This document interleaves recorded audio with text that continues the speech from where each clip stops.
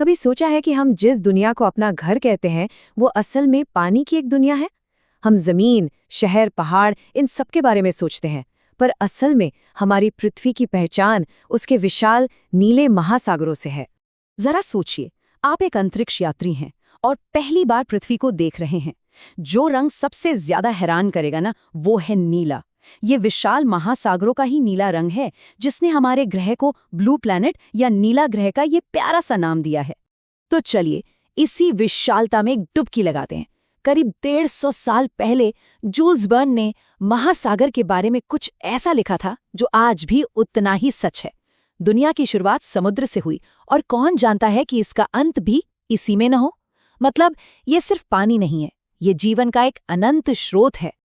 अब इस खूबसूरत सोच से आगे बढ़कर चलिए अपनी दुनिया के बेसिक भूगोल को समझते हैं। ये एक ऐसा आंकड़ा है जो सोचने पर मजबूर कर देता है। हमारी पृथ्वी का 3/4 हिस्सा पानी से ढका है। इसका सीधा सा मतलब ये हुआ कि हम असल में एक पानी की दुनिया में रहते हैं, जहां जमीन तो बस एक छोटा सा हिस्सा है। तो अपनी दुनिया 2 चीजों से बनी है, बड़े बड़े जमीनी हिस्से जिन्हें हम महाद्वीप कहते हैं, और उन्हें चारों तरफ से घेरता हुआ पानी का विशाल भंडार जिसे हम महासागर कहते हैं। लेकिन यहाँ कहानी में एक मजेदार मोड़ है। ये जमीन और पानी का बंटवारा ना बिल्कुल बराबर नहीं है। उत्तरी गोलार्ध में जमीन ज्यादा है, जबकि दक्षिणी गोलार्ध में पानी का ही राज है। और यही असंतुलन हमारे ग्रह के मौसम और जलवायु को कंट्रोल करता है। तो आइए अब इन बड़े बड़े महासागरों के नाम जानते हैं। पर हाँ, एक बात याद रखनी होगी, ये सब असल में एक ही है, एक ही ग्लोबल महासागर का हिस्सा। तो हमारे पास 5 बड़े महासागर हैं। सबसे विशाल प्रशांत, फिर ऐतिहासिक अटलांटिक, गर्म हिंद महासागर, रहस्यमयी दक्षिणी महासागर और सबसे आखिर में बर्फीला आर्कटिक। बस सबसे जरूरी बात क्या है पता है? इन महासागरों के बीच कोई दीवारें नहीं हैं, कोई सरहदें नहीं।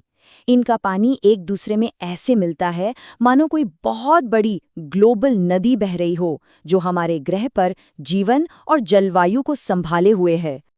चलिए अब भूगोल से आगे बढ़ते हैं और महासागर के धड़कते हुए दिल को देखते हैं, मतलब इसके अंदर बसने वाले अनगिनत जीवों को। महासागर, अरे ये तो जीवन का खजाना है। सबसे छोटे प्लवक से लेकर सबसे बड़ी व्हेल तक सब यही रहते हैं। जरा इन खूबसूरत कोरल रीफ्स को देखिए, इन्हें समुद्र का रेन फॉरेस्ट भी कहा जाता है। शार्क जैसे शानदार शिकारियों से लेकर छोटी छोटी रंगीन मछलियां, हजारों प्रजातियां इन पानी को अपना घर मानती हैं। ये एक बहुत ही कॉम्प्लेक्स और नाजुक इकोसिस्टम है। और फिर डॉल्फिन्स और व्हेल्स जैसे समझदार जीव भी तो हैं।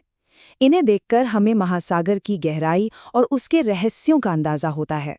सूरज की रोशनी वाली सतहों से लेकर अंधेरी गहराइयों तक महासागर का कोना कोना जीवन से भरा है। ये सच में एक जीती जागती, सांस लेती हुई दुनिया है। लेकिन इस जीवन देने वाले महासागर का एक दूसरा ज्यादा गहरा और खतरनाक पहलू भी है, और वो है इसकी बेहिसाब कच्ची ताकत। तो थोड़ा गंभीर होते हैं। महासागर सिर्फ शांत और सुंदर नहीं है, ये एक बहुत बड़ी ताकत है जो हमारे मौसम को कंट्रोल करती है और कभी-कभी भयानक तबाही भी ला सकती है।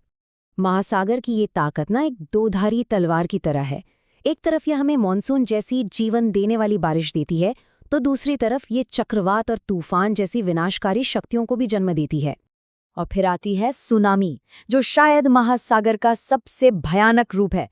ये कोई आम लहर नहीं होती, ये तो समुद्र के अंदर आए भूकंप या ज्वालामुखी से उठी लहरों की एक पूरी दीवार होती है जो तबाही की रफ्तार से आगे बढ़ती है। तो सवाल ये उठता है कि हम इस जबरदस्त शक्ति के साथ रहते कैसे हैं? हम इसकी इज्जत करना कैसे सीखते हैं? देखिए, हम महासागर को काबू तो नहीं कर सकते, पर हम उसके साथ तालमेल बिठाना सीख सकते हैं। Indian ocean tsunami warning system इसका एक बेहतरीन उदाहरण है कि कैसे देश मिलकर जिंदगियां बचा सकते हैं। महासागर के लिए हमारा सम्मान हमारी संस्कृति में भी गहरा है।